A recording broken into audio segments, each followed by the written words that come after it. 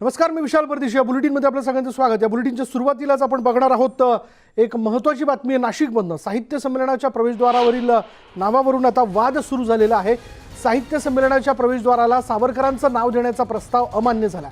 मंत्री छगन भुजबळ यांच्या स्वागत समितीनं स्वातंत्र्यवीर सावरकरांच्या नावाचा प्रस्ताव रद्द केलाय. तसंच संमेलनाच्या अधिकृत गीतामधूनही सावरकरांचं नाव काढण्यात आलं. त्यामुळे 94 अखिल भारतीय मराठी साहित्य संमेलन वादात सापडलं आहे. सावरकरांच्या जन्मभूमीतच त्यांची उपेक्षा झाल्याने सावरकर प्रेमी संतप्त झालेले आहेत. आता या क्षणाची महत्त्वाची बातमी आपण बघतोय.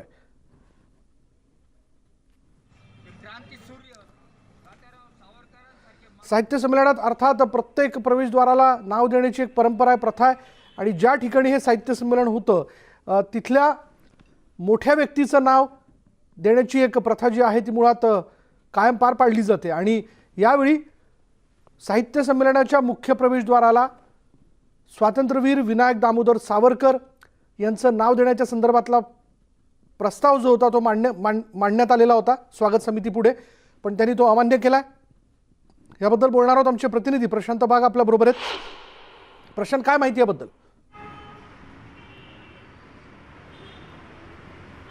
विशाल, तुला माहिती आहे की स्वातंत्र्यवीर विनायक दामोदर सावरकर यांची जन्मभूमी म्हणजे नाशिक जिल्ह्यातलं भगूरगाव, आणि याच ठिकाणी त्यांचं जे घर आहे ते पुरातत्व खात्यानं सावरकर स्मारक म्हणून जतनसुद्धा केलेलं आहे. सावरकर हे फक्त विज्ञानिष्ठ दृष्टिकोन असलेले किंवा क्रांतिकारक म्हणून त्यांचा परिचय नव्हता, तर महाकवी असो किंवा साहित्यिक म्हणून सुद्धा त्यांचा परिचय हा आजही अजरामर आहे.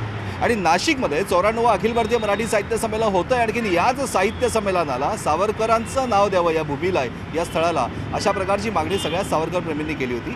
पण त्या मागणीचा पूर्णपणे अव्हेर निमंत्रक समितीनं केलेला आहे. पालकमंत्री छगन भुजबळ हे या समितीचे स्वागताध्यक्षसुद्धा आहे. आणि दुर्दैवाची गोष्ट म्हणजे की याच संमेलनाचं अधिकृत जे गीत आहे, संमेलन गीत, याचं प्रकाशन 2 दिवसांपूर्वी पालकमंत्री छगन भुजबळ यांनी केलं. आणि या गीतामध्ये सुद्धा सावरकरांचा उल्लेख सुद्धा केला. आणि म्हणजे सावरकरांना अनुल्लेख करून अक्षरशः बेदखल करण्यात आलेलं आहे, अशा प्रकारची भावना ही आता सावरकर प्रेमींची होते. खरं तर सावरकर प्रेमींची भावना कोणती होते यापेक्षा सावरकरांच्या नावाला खऱ्या अर्थानं स्थान द्यायलाच पाहिजे होतं, हे या अखिल भारतीय मराठी साहित्य संमेलन समितीला समजत नाही का, हा प्रश्न आता संतप्त अनेक जण विचारत आहे.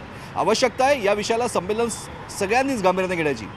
पालकमंत्री छगन भुजबळ यांनी ज्या दिवशी या गीताचं प्रकाशन केलं त्याच दिवशी सांगितलं की साहित्य संमेलनाचं उद्घाटन हे साहित्यिकच करतील, पण या ठिकाणी राजकीय नेते मात्र नक्की येणार. याचं नियोजन जे आधी होतं त्यावेळेस शरद पवार यांचा सहस्र चंद्रदर्शन सोहळा करण्याचं नियोजन सुद्धा या संमेलनात करण्यात आलं होतं. पण कोरोना पार्श्वभूमीवर या संमेलनाच्या तारखा पुढे ढकलण्यात आला.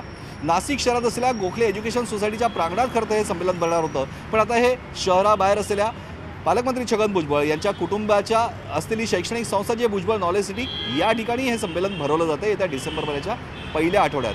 आणि याच ठिकाणी खरं तर साहित्य संमेलन म्हटलं की वाद, हे समीकरण काही नवं नाही आहे, हे समीकरण जुनंच आहे. 94वं साहित्य संमेलन होतं आहे, पण हे वाद काही क्षमत नाही. पण यंदा मात्र सावरकरांची भूमी म्हणून ज्या नाशिकची ओळख आहे, सावरकरांच्या साहित्याचं महत्त्व म्हणून ज्या नाशिकमधनं प्रकाशित झालं, सावरकरांचं जन्मगाव म्हणून नाशिक जिल्ह्याची खरी असलेली ओळख, आणि त्याच ठिकाणी सावरकरांचा अशा प्रकारे अनुल्लेख करून त्यांना बेदखल करण्याचा प्रयत्न हा नक्कीच संतप्त होतोय. भगूरला आज सावरकर प्रेमींनी जन्मगावी एक मोठं आंदोलन उभं केलं, आणि आंदोलनाच्या माध्यमातून त्यांनी आता हा लढा सुरू केला आहे. सावरकरांचं नाव एका प्रवेशद्वाराला सुद्धा देण्यात आलं नाही, या गीतातनं सुद्धा त्यांना बेदखल करण्यात आलं. ही स्वागत समिती किंवा साहित्य संमेलन समिती यांनी केलेली ही अक्षम्य चूक आहे, अशा प्रकारचा आरोप सुद्धा त्यांनी केला आहे. विशाल, पण मग या सगळ्या पाठीमागे मध्यंतरीच्या काळात सावरकरांवरनं जे वाद निर्माण करण्याचे प्रयत्न झाले त्याची कुठेही पार्श्वभूमी आहे का, किंवा हा वाद निर्माण होऊ शकतो याची भीती कुठे अखिल भारतीय नाट्य परिषदेला वाटते का?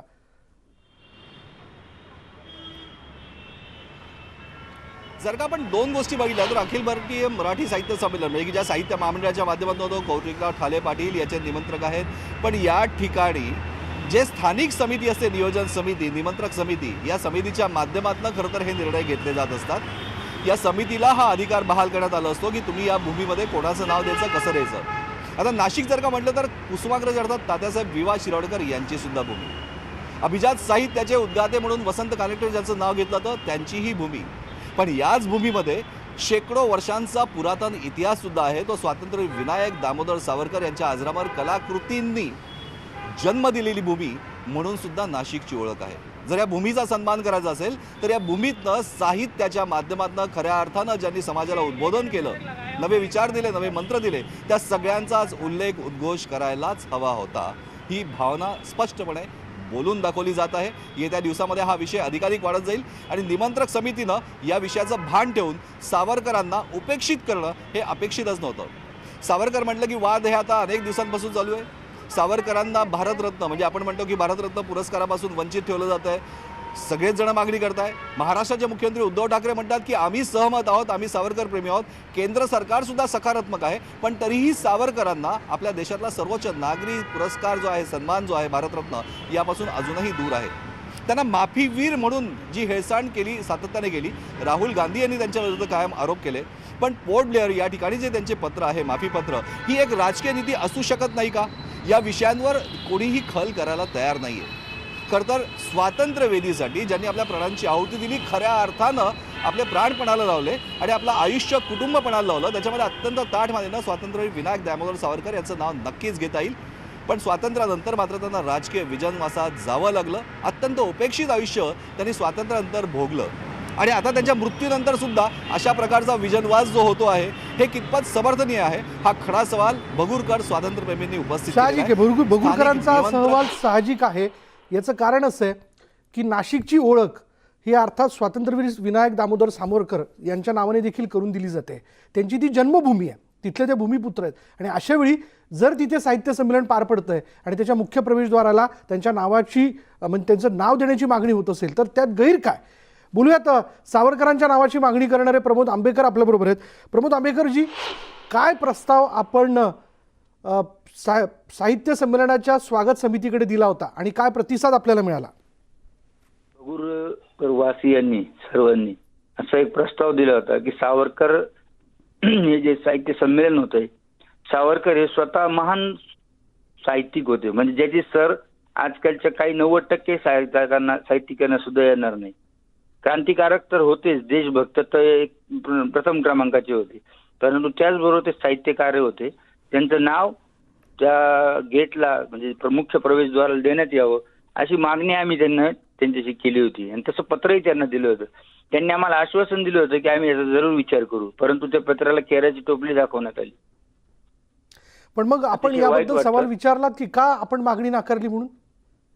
आम्ही त्यांना 2दा कॉन्टॅक्ट करायचा प्रयत्न केला, परंतु आता मीटिंग मध्ये ठरेल होईल असं करत 2दा टाळण्यात कोणाला कॉन्टॅक्ट करत होतात तुम्ही? ते मला नाव आता आठवत नाही ते ऍक्च्युली त्यावेळेस कोण होतं, मला नाव ऍक्च्युली आठवत नाही, परंतु आमच्या मनोज कुवर म्हणून आमचे सभासद आहेत, त्यांनी 2 जणांना कॉन्टॅक्ट केला होता. आणि त्यानंतर अचानक एक दिवस पेपरला बातमी आली की मग ते सावरकर प्रवेश नगरीला याचं नाव देणार वगैरे वगैरे. मग आम्ही समजून घेतलं की आम्हाला यांनी डावलले. बर, पण मग याच्यानंतर तुम्ही जरा कॉन्टॅक्ट करण्याचा प्रयत्न केला? 2दा केला होता, पण दोन्ही वेळेस उचलला नाही फोन. फोनच नाही उचलला. जातेगावकरांना एकदा फोन करायचा प्रयत्न केला, जयप्रकाश जातेगावकरांना. हो, कालच, परंतु त्यांनी काही उचललं नाही फोन. त्यांनी उचललंच नाही. नंतर त्यांनी पुन्हा तुम्हाला कॉल पण नाही केला? नाही, कॉल बॅक पण नाही केला. काय वाटतं आपल्याला, का सावरकरांचं नाव त्यांना प्रवेशद्वाराला द्यायचं नाहीये? हेच आम्हाला न उलगडणारं कोडं झालंय की सावरकर ज्याच्यामुळे नाशिक भगूर हे जागतिक पटलावर गेलंय. म्हणजे आम्ही बाहेर अभिमानाने सांगतो आम्ही कुठे राहणार आहे भगूरचे. बरोबर. भगूर म्हणजे सावरकरांचं गाव का असं म्हटल्यानंतर आमचा उरू अभिमानाने भरून येतो. तसं त्या व्यक्तीचा विरोध करण्याचं किंवा त्या व्यक्तीला असं उल्लेख न करून म्हणजे त्याचा अपमान करण्याचं थोडंसं वाईट वाटतं आम्हाला. पण याच्या मागचं कारण काय असावं हे मात्र शोध घेण्याची गोष्ट आहे. म्हणजे साहित्य संमेलनाचं गीत तयार करण्यात आलेलं आहे, त्या गीतात देखील त्यांचा उल्लेख नाहीये. हो, गीतात उल्लेख नाहीये. गीतामध्ये उल्लेख नसल्यामुळे आम्ही पहिल्या दिवशी जेव्हा ते बातम्या यायला लागल्या तेव्हा त्यांनी असं स्पष्टीकरण दिलं पेपरमध्येच, मीडियामध्येच, की त्याच्यामध्ये स्वातंत्र्य सूर्य अनंत जन्मले, याच्यामध्ये स्वातंत्र्य सूर्य सावरकरच आहे असं त्यांनी सांगितलं. त्यांनी ते विशेषण त्याच्यामध्ये घातलेलं आहे, पण सावरकरांचं नाव नाहीये. म्हणजेच ते विशेषण म्हणजे सावरकर असं समजून सांगितलं तुम्हाला? हा, म्हणजे आता तुम्हाला जर ही जी गोष्ट जर समजून सांगावी लागते याचाच अर्थ आहे, त्याचा अर्थ तो होत नाही ना, सामान्य माणसं लक्षात येत नाही बरोबर. तो अर्थ आहे याचा. आणि दुसरी गोष्ट, स्वातंत्र्य सूर्य अनेक जन्मले, अनंत जन्मले, म्हणजे अनंत कान्हेरे सुद्धा होऊ शकतं. बरोबर.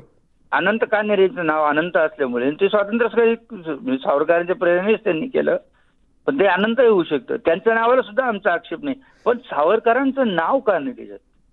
प्रमोदजी, हा आमचा मोठा तुम्ही ते गीत ऐकलं तुम्ही? नाही, मी वाचलंय ते. माझं आमच्याकडे ते आलेलं आहे बर ते वाचलंय, मी पेपरमध्ये वाचलंय पूर्ण. बर. पण मग ज्यावेळेस तुम्हाला कळालं की साहित्य संमेलनाच्या माफ करा, साहित्य संमेलनाच्या गीतात देखील त्यांच्या नावाचा उल्लेख नाही, म्हणजे स्वागत प्रवेशद्वाराला नाव देण्याचं तर दूर, पण गीतात देखील त्यांच्या नावाचा उल्लेख नाही. तर मग काय, म्हणजे आपण कोणाशी बोललात, आपल्या सहकाऱ्यांशी आपण चर्चा केलीत, पुढे काय करायचं ठरवलं? आमच्या गावकऱ्यांची, सर्वपक्षीय लोकांशी आम्ही चर्चा केली. सर्वपक्षीय लोकांनी याला विरोधच दर्शवला. अर्थात आता शिवसेना, भाजप, आम्हाला तर सावरकरवादीच म्हटलं जातं, परंतु काँग्रेस, राष्ट्रवादी काँग्रेस, मनसे यांनी सुद्धा याला विरोध केला भगूरमध्ये. आणि आज भगूरकर नागरिकांनी, सर्वपक्षीय नागरिकांनी त्याचा निषेध नोंदवलाय. जी प्रमोदजी, धन्यवाद आमच्याशी बोलल्याबद्दल.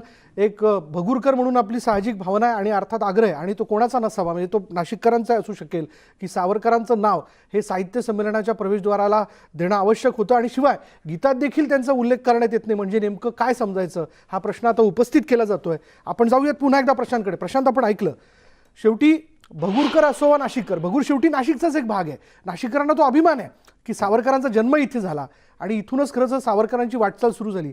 अशावेळी त्याच नगरीमध्ये जे साहित्य संमेलन पार पडतंय तिथे कुठे त्यांचा उल्लेख नाही, म्हणजे याबद्दल आयोजक काही उत्तर देत आहेत का?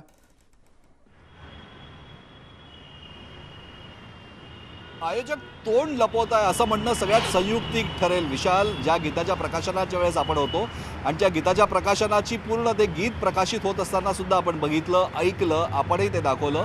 याच्यामध्ये स्वातंत्र्य सूर्य, एक तर म्हणजे की सावरकरांना स्वातंत्र्यवीर म्हणून खरं तर त्यांची ओळख आहे, आणखीन परिचय आहे. स्वातंत्र्यवीर विनायक दामोदर सावरकर या नावानेच त्यांचा परिचय.